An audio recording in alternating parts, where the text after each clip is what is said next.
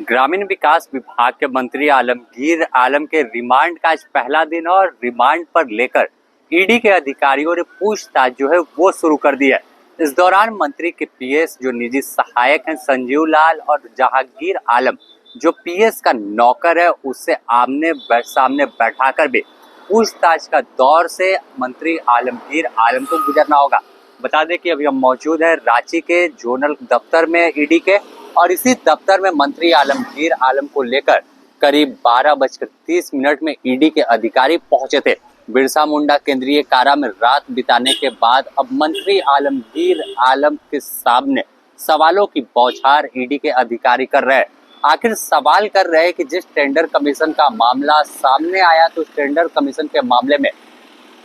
क्या भूमिका उनकी जो रही है, जिस तरह से शुरुआती जांच में आया है कि इनको भी कमीशन का पैसा पहुंचता था, तो इससे वह इनकार लगातार जो कर रहे हैं, तो इन तमाम चीज़ों की तहकीकात करने में ईडी लगी है। और अब जब माफ कीजिएगा परसों दिन जब गिरफ्तारी हुई 2 दिन पहले देर रात, उसके बाद कल कोर्ट में पेशी और कोर्ट में पेशी के बाद फिर रिमांड पर लेकर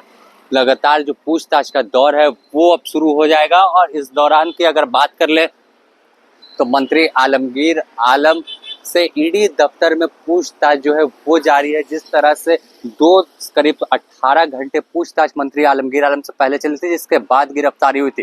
पहले दिन करीब 9 घंटे की कड़ी पूछताछ हुई। उन तमाम पूछताछ के दौरान मंत्री आलमगीर आलम सवालों का जवाब देने से बच रहे थे, घुमा फिरा कर तमाम जो सवाल थे उसका जवाब दे रहे थे। और यही कारण है कि जो सवालों की लिस्ट लंबी थी और सवाल का जवाब देने से मंत्री परहेज कर रहे थे। तो दूसरे दिन भी उन्हें तलब किया गया था और ईडी के दफ्तर में उन्हें हाजिर होने को कहा गया था। और दूसरे दिन करीब 6 घंटे की पूछताछ चली थी और फिर उनकी गिरफ्तारी हो गई थी। इस दौरान अगर बात कर ले कि अब जब गिरफ्तारी हुई और रिमांड पर लेकर पूछताछ का दौर जारी, तो इसके बाद कई आईएएस अधिकारी भी रडार पर आगे आएंगे, क्योंकि ग्रामीण विकास विभाग में जिस तरह से सूत्रों के हवाले से जानकारी है कि बड़े पैमाने पर जो है घपले घोटाले हुए हैं, भ्रष्टाचार हुई है, अनियमितता हुई है, कमीशन के एवज में जो है टेंडर दिए जाते थे, मोटी रकम कमीशन में वसूली जाती थी और उसका पैसा जहांगीर वसूलता था जो पीएस का नौकर था मंत्री जी के। और वो पैसा तमाम अधिकारियों से लेकर मंत्री तक बढ़ते थे, तमाम लोगों का परसेंटेज बांधा हुआ था। इन तमाम सवालों का जवाब अब ईडी खंगाल रही है कि किस तरह से आखिर यह पूरा खेल हुआ है और इसकी तह तक जाने की कोशिश जो है वो कर रही है। ग्रामीण विकास विभाग के मंत्री रहते हुए आलमगीर आलम को पहले ही सचेत ईडी की ओर से किया गया था। मुख्य सचिव के पत्र लिखकर भी ईडी की ओर से बताया गया था कि आखिर बड़े पैमाने पर जो ग्रामीण विकास विभाग में भ्रष्टाचार हो रहा है, कमीशन का खेल चल रहा है, लेकिन उसके बाद भी जो मंत्री जी है या सरकार ने किसी तरह की कोई पहल नहीं की, बल्कि जिस तरह से जो है पूरी तरह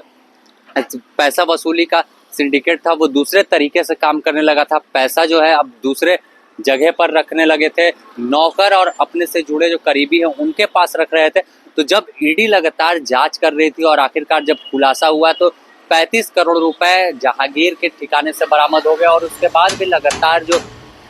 दस्तावेज मिल रहे थे, तो तमाम चीज़ों को जब सामने दिखाकर मंत्री से पूछताछ की जा रही है तो साफ है कि बस सवालों का जवाब नहीं दे पाएंगे, क्योंकि इसमें ट्रांसफर पोस्टिंग का भी मामला जुड़ेगा और कई जो अधिकारी थे उनके भी संबंधित दस्तावेज जहांगीर और पीएस संजीव लाल के ठिकाने से बरामद हो चुके हैं। और फिलहाल अब जो तीनों लोग हैं, मंत्री आलमगीर आलम की बात कर ले, मंत्री के जो फिलहाल निलंबित कर दिए गए निजी सहायक संजीव लाल या फिर जहांगीर आलम, तो इन तीनों को आमने सामने बैठाकर जब सवाल जवाब होंगे कि कहाँ से पैसे वसूले गए थे, किस तरह से वसूले गए थे, तो तीनों लोगों के लिए जवाब देना काफ़ी मुश्किल है। और अगर बात कर ले तो यह पूरे मामले का जो शुरुआती में चले कैसे छोर पकड़ा है कि भ्रष्टाचार हो रहा है, तो एसीबी ने करीब 2020 में कार्रवाई की थी जूनियर इंजीनियर के ठिकाने से, तो 1.5 करोड़ रुपए से अधिक जो थे नगद वो बरामद हुए थे। और फिर उसके बाद उस केस को जो है ईडी ने टेक ओवर किया और उसके बाद ही लगातार कड़ी दर कड़ी जुड़ती गई। और फिर जो पिछले साल की जिस तरह से ईडी की कार्रवाई देखी गई थी ग्रामीण विकास विभाग के चीफ इंजीनियर वीरेंद्र राम के ठिकानों पर, और फिर ठीक 1 वर्ष बीत जाने के बाद बड़ी जो कह सकते हैं कि बड़ी कार्रवाई झारखंड में देखने को मिली। ग्रामीण विकास विभाग के मंत्री तक इस जांच की आज पहुंचे और आखिरकार उनकी गिरफ्तारी हो गई है। तो अब फिलहाल 6 दिन जो उनका है इस ईडी दफ्तर में बीतने वाला है और उसके बाद फिर कोर्ट में पेशी होगी और फिर रिमांड पर आगे जो है लेने की कोशिश ईडी की ओर से की जाएगी, क्योंकि एक लंबी पूछताछ होनी है और इस पूछताछ जब पूरी कंप्लीट हो जाएगी तो कई अधिकारी को भी ईडी की ओर से समन जा सकता है और उन्हें पूछताछ के लिए बुलाया जा सकता है। द न्यूज़ पोस्ट इससे जुड़ी तमाम अपडेट आपको देता रहेगा अपने सहयोगी रवि के साथ। Sameer, the news post, Ranchi.